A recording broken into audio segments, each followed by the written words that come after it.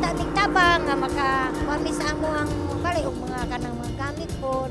Inaot-ot nga tabangan mis. Tungod kay halos wala sila'y nadala nga gamit ug sinina atol sa sunog, nanawagan karon og tabang ang mga residenteng nasunugan sa Punta Dumalag 1, Matin Playa, Davao City nitong Biyernes, Abril 21, bandang alas 10 sa buntag. Nalisang pa si Stella Olarte sa dihang gi-interview kay matod niini perti niyang nerbiyosa dihang kalit miuldwa ang kalayo ikan sa balay sa ilang silingan nga paspasab nga mikanit sa kasikbit nga kabalayan. Gawa sa tapot nga sanina, importanteng mga dokumento lang ang iyang nasalbar atol sa sunog. Taramtar jud ko sir kay akong apo ako nang labam ako sa mong balay nya akong bana bago pa nako gihamplasan kay nasakit pa akong bana.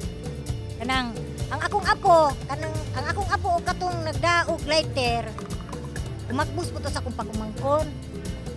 Nidagan niya akong apo gikan dito sa nasunugan nga anak man siya nga ma nagmamam to sa akong apo ma. Naisunog dito ila Troy makay, nagunit daw og lighter pagkuman, isunog dito sa banig. Unya dito daw sa kwarto. Moto pagawas na ko nga. Dali na uli na ta kay. Panood na ka dito kay wala. Sunog na moto giguyon ako kumbana kay ron pagawason. Hindi na mo jud makay bisag saon. Moto ako nibalik ko gikuha na ko to mga papel. Papilis ako moro gyud ako napunit. Sama ni Stella, tapot lawas ra usab ang nasalbar sa inahan nga si Rosalie Maglinis na dunay 5 ka mga anak. Labas pa sa huna-huna ni Rosalie ang nahitabong sunog nga miug daw sa ilang balay.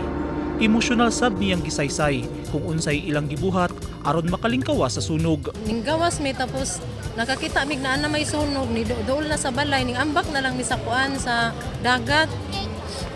Nya ni diretso mi sa gawas. Mura man to among nakuan sir. Sa nervous mo Wala jud bisag isa sir. Maskin isa ka buok wala jud.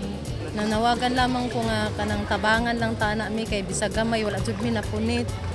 Maskin kuan lang pagkaon lang ana mga sinina or mga kuan kinahanglanon lang namo sir. Wala makatukod mig balik kay wala jud mi kwarta sir ba isang piso sir wala jud mi na nakakuan. Muhanyo lang tana kung nga mutabang sa pagkuan sa among balay sir. Pipila lang si Stella ug Rosalie sa mga nasunugan nga nangay og tabang gikan sa lokal nga gobyerno ug sa mga tawo nga dunay malumong kasing-kasing. Sumala ni Nestor Sirunay, ang kapitan sa barangay Matin Playa, nga lauman sa mga apektadong residente ang hinabang gikan sa barangay ug sa lokal nga gobyerno. Sa karon naglista pang mga biktima sa sunog no. Ang sa karon is nag-request mi karon sa city government atong kitchen ng bayan no, atong kusina ng bayan karon lang paniud to nya human ang barangay is nag-favorite karon sa ilang evacuation center no. Sa karon nagpapamig mga tubig sa nya unya siguro basig mag community cooking ang barangay. Importante gyud no wala gyud no katong naaday mga may tabo nga mga kalamidad. Naanagid ang city government, naapod ang opisina sa ato ang Congressman Paulo Duterte ug naapod ang barangay. Nang hinaot ang mga apektadong residente nga dunggon og matubag dayon sa lokal nga gobyerno ang ilang mga panginahanglanon.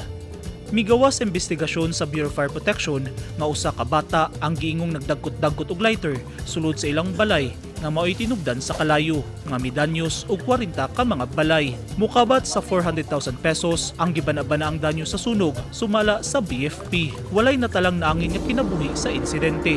Temporaryong nagpasilong sa Shanghai Gymnasium ang mga nasunugan. Nahatagan na sab sila og pasiunang hinabang. Padayon pa ang City Social Welfare and Development Office o DSWD sa pag-assess o pag-validate sa mga biktima sa sunog alang sa ihatag ng mga hinabang o financial assistance aron dunay kapatukod balik sa ilang balay ang mga nasunugan. Eugene Hinutan, Newsline Philippines. Stay safe.